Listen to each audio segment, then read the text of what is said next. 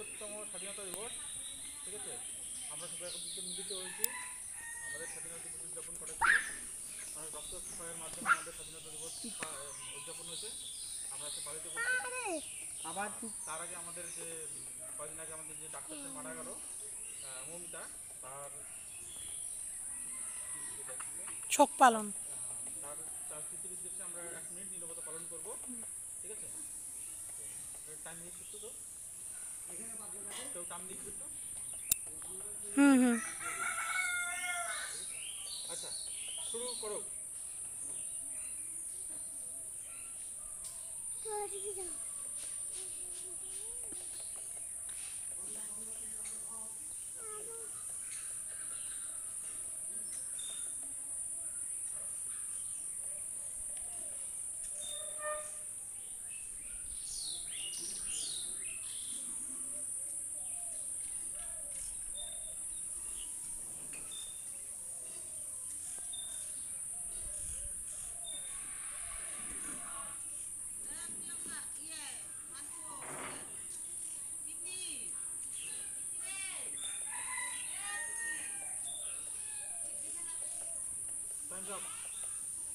আচ্ছা, আমরা আমাদের জাতীয় সঙ্গীত প্রথমে শুরু করব, তারপর কথা শুরু করব।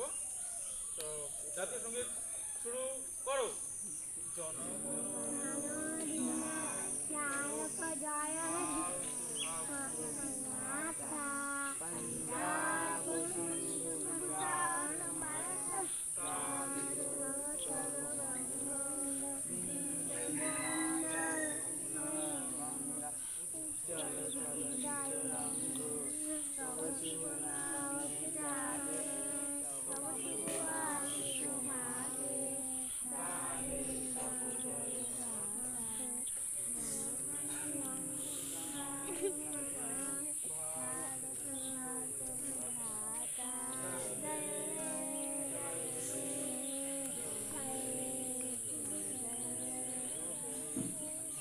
ভারত মাতা কি জয়, মাতা কি জয়, মাতা কি জয়, বন্দে মাতরম, বন্দে মাতরম, বন্দে মাতরম।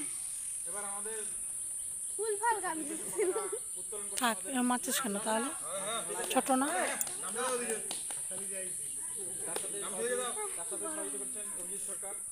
সবাইকে নমস্কার এবং স্বাধীনতা দিবসের সবাইকে শুভেচ্ছা জানাই। আর আমি আজকে সেই সকালে ব্লগটা করেছিলাম, সেই যখন স্বাধীনতা দিবসটা আমরা পালন করছিলাম তখন ব্লগটা করেছিলাম। আর এখন বাজে রাত 10টা, এখন ব্লগটা স্টার্ট করেছি, কারণ আপনার সাথে কিছু কথা বলার ছিল, তার জন্য আমি আর সারাদিন ব্লগটা কিছু করিনি। তো সকালবেলা তো আপনারা দেখলেনই, প্রথমে আমরা আগে সেই মৌমিতা মেয়েটির নাম, না সঠিক নাম আমি জানি না, যাই হোক আপনারা হয়তো জানেন, শুনেছেন, সবাই শুনেছেন নিশ্চয়ই, সোশ্যাল মিডিয়া, টিভি, নিউজে সব কিছুতে এই মেয়েটির কথাই হচ্ছে। এই মেয়েটির জন্য প্রথমে আমরা আগে নীরবতা পালন করেছি, তারপর আমরা স্বাধীনতা দিবসটা পালন করেছি। 1 মিনিটে মানে নীরবতাটা পালন করে তারপর জাস্ট মানে আপনার সেই স্বাধীনতা দিবসটা পালন করেছি।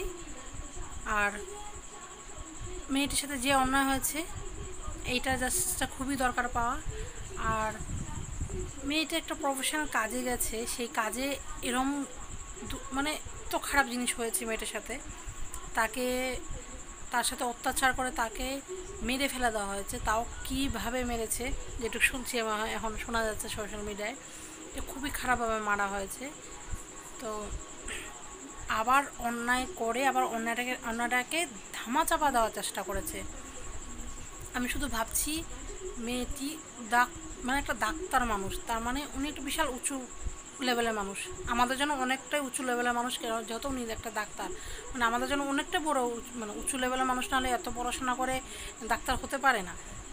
জানি তো ডাক্তারের জন্য অনেক পয়সা লাগে পড়াশোনা করতে। যাই হোক, পড়াশোনা করে উনি ডাক্তার হয়েছে, সেই জায়গায় গিয়ে ওনার এই জিনিসটা হলো। তারপর উনি তার মানে উঁচু লেভেলের মানুষ, ওনার সাথে যদি অন্যায়টা হতে পেরেছে, তার মানে এর থেকে যে আরও কত নিচু স্তরে আছে মানুষ, যারা আমরা সাধারণ মানুষ, ওদের সাথে কত বড় আরও কত হচ্ছে, কিংবা হয়তো হতেও পারে এরম খারাপ জিনিসটা। আর যে ধামাচাপা দিতে ছিল, যে অন্যায় করে, আমার মনে হয় যে অন্যায় করেছে সেও একটা বিশাল বড় লেভেলের মানুষ, নয়তো এত সহজে ধামাচাপা দেওয়ার চেষ্টা তো সাধারণ মানুষ করতে পারবেই না। আমার মনে হয় যেটা বড় লেভেলের মানুষ। আর মাঝে মধ্যে মনে হয় এসব দেখে মনে হচ্ছে যে এসব মানে এইসব নিউজে যা দেখে মনে হচ্ছে ষড়যন্ত্র করেও জিনিসটা হতে পারে প্ল্যানিংভাবে, কিন্তু জানি না ঠিক সঠিক। এখন ঠাকুরের কাছে প্রার্থনা করি যেন মেয়েটা জাস্টিস পায়। মেয়েটি কি, মেয়েটির তো মেরেই ফেলেছে, মেয়েটির মা বাবা যেন জাস্টিস পায়, যারা আন্দোলন করছে এখন আমাদের সবার জন্যই মেয়েটির জাস্টিস পায়। আমাদের কাছেও মনে হবে যে আমরাও জাস্টিস পেয়েছি। আর আদালত ঠাকুরের কাছেই প্রার্থনা করছি, কেননা এখন আদালত কোর্ট কাছারির কাছ থেকে একটু বর্ষা কমে যাচ্ছে। কেননা আমার মনে হয় যে বিশাল উঁচু লেভেলের মানুষ হলে তাহলে কোর্ট কাছারির কিছু কাম করে না, হয়তো কোনো কাজই হয়তো করতে পারে না, আমার কাছে মনে হচ্ছে যেটা।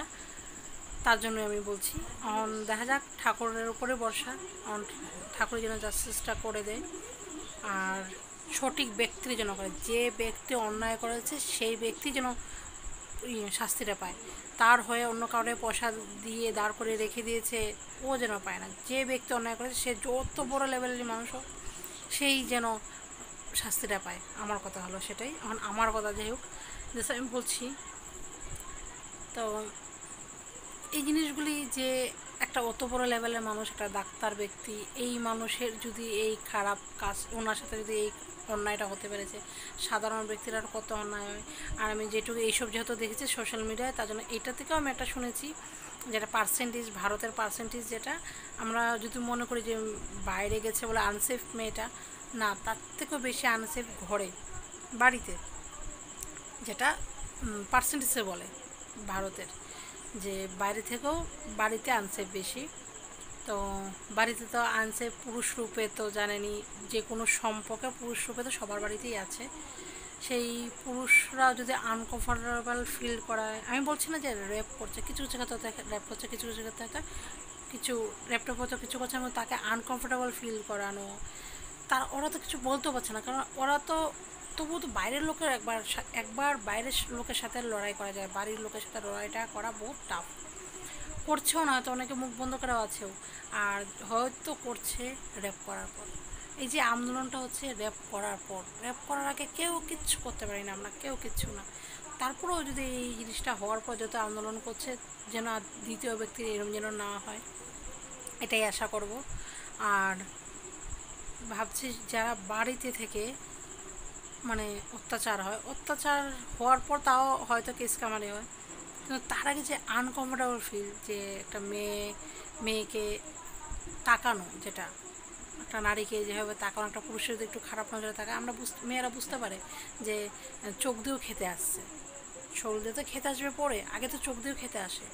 সেই চোখ দিয়ে খাওয়াটার সাথেও তো বিরোধিতা করতে পারে না কেউ, কেননা কী করে করবে যদি এর মধ্যে আপনজন হয়, তার মধ্যে তো আরও করা যায় না বিরোধিতা, তখন কেউ বিশ্বাসই করবে না, হ্যাঁ করতে পারে নাকি। সেই জন্যই কেউ বিশ্বাস করবে না, যত অবধি শোল দেওয়া না খেতে আসবে তত অবধি কেউই বিশ্বাস করবে না। চোখ দিয়ে খেতে আসুক, হাত ধরে ফেলুক, মানে কোমরে ধরে ফেলুক, তারপরে হয়তো সে নিজে একটু এখানে লড়াই করে ফেলবে, কিন্তু কাউকে বলতে পারবে না, কেউ সঙ্গে পাবে না, কেস ক্যামেরা হয়তো সেরকমটা হবে না। আর সেই কেস করে সেই ঘরেই আসতে হবে, তার সেইটাই মেন্টালি সেই মাথায় থাকে, সব কিছু মিলিয়ে জুড়ে হেরে যায় আর কি একটা মেয়ে, আমার কাছে মনে হয়। আর তার এই গা থেকে কে বাঁচাতে আসবে মেয়েদের, বাচ্চাদের আশাই কার, কী বলবো, আমি কিছু বলতে পারছি না। আমি খুব খারাপ লাগছে, আমিও একটা মেয়ে, প্লাস আমারও দুটো মেয়ে আছে, এসব দেখে খারাপ লাগে। আর আমার মনে হয় যে প্রত্যেকটা মেয়ের সাথেই আনকমফোর্টেবল ফিল একবার না একবার হয়েছে, যে পুরুষই করে থাক আনকমফোর্টেবল ফিল করিয়েছে, সেই চোখ দিয়ে তাকানো বলা হোক, একটু হাত ধরে ফেলা হোক, মানে অনিচ্ছায়, ধরুন যে মেয়েটার ইচ্ছা নেই সেই মেয়েটির ইচ্ছার বিরুদ্ধে গিয়ে এই জিনিসটা একবার হলো হয়েছে মেয়েদের জীবনে, সেটাই আর কি খারাপ লাগে, সেইটার বিরুদ্ধে কেউ বলতে পারবে না। আর একটাও ভালো লাগছে যে দেখে একটু আশার আলো মনে জাগছে, যে এই আন্দোলনে অনেক পুরুষরাও এসে সাথ দিয়েছে, এটা থেকে খুব মানে মনটা আনন্দ কিংবা একটু আশার আলো দেখতে পাচ্ছি, যে হয়তো কোনো দিন বন্ধ হবে এসব, হয়তো কোনো দিন এরকম কিছু আর হবে না। কেননা এখন সবাই শিক্ষিত হচ্ছে, সবাই শিক্ষা দীক্ষা, সবাই পড়াশোনা করছে, সবাই একটু বুঝতে শিখছে হয়তো। আর একটা কথা বলি পুরুষদের, যে পুরুষদের দেখে আমরা মেয়েরা খুব সুন্দর করে নিজেকে নিজে গুছিয়ে নিই, তাড়াতাড়ি করে গুছিয়ে, ওড়না না থাকলে ওড়নাটা ঠিক করি, একটু সাবধানতা ইয়ে রাখি নিজের ইয়ের দিকে, যেন কোনো দিক না দেখা যায়, সেটা যেন পুরুষের অপমান বলে মেনে নেওয়া হয়। কিছু কিছু পুরুষরা আছে সেটাকে সম্মানভাবে, কারণ আমাকে দেখে শোলটা ডাকছে, মানে কিছু কিছু পুরুষরা আছে সম্মানভাবে, আর আমার কাছে মনে হয় যে খুব খুব মানে কিছু কিছু পুরুষরা আছে ওদের সম্মানভাবে, যে আমাকে দেখে সম্মান করছে, মানে আমাকে দেখে মাথায় কাপড় দিচ্ছে, কিংবা আমাকে দেখে আঁচলটা একটু মানে আঁচলটা এইভাবে ডেকে নিচ্ছে, ওড়নাটা নিচ্ছে, এটা সম্মানভাবে অনেকে পুরুষরা, কিন্তু এটাকে অসম্মান ভেবে নেওয়া উচিত, যে আমাকে দেখে এত সাবধানতা কেন থাকছো, কিংবা এত নিচেকে কেন গুছাচ্ছ, আমি ভাগো না ভালো না, আমি তোমার কোনো ক্ষতি করবো না, যেমন থাকছো সেমনই থাকো, আমাকে দেখে এক্সট্রা কিছু করতে হবে না, যে এদিক সামলায় ওই দিক সামলায়, এগুলো কিছু করতে হবে না। সেইটাই আমার কি বলার ছিল, যেন পুরুষরা সেইটাই মেনে নেয়, যে আমাকে দেখে এইভাবে ডাকবে না, অপমান বলে মেনে নেয়, আর তাহলে হয়তো আমরাও মেয়েরা একটু খুশি হব, কিংবা একটু ভালো লাগবে। আর যে মেয়েরা যে ব্যক্তির কাছ থেকে আনকমফোর্টেবল ফিল হয়ে যায়, সেই ব্যক্তির সামনে মেয়েরা এমনিও একটু সাবধানতাই ব্যবহার বেশিরভাগ থাকে, আর যে পুরুষে আনকমফোর্টেবল ফিল না করায়, মানে খুবই একটা রিল্যাক্স, কোনো আনকমফোর্টেবল ফিল করায়নি, সেই পুরুষের সামনে মেয়েরা রিল্যাক্সে বসতে পারে, নিশ্চিন্তায়, কোনো দ্বিধাবোধ কিছু রাখে না, ও যেভাবে খুশি সেভাবে শুতে পারে, যেভাবে খুশি, মানে কোনো আনকমফোর্টেবল ফিল হয় না, একটা ভয় ভয় মানে কাজ করেই না।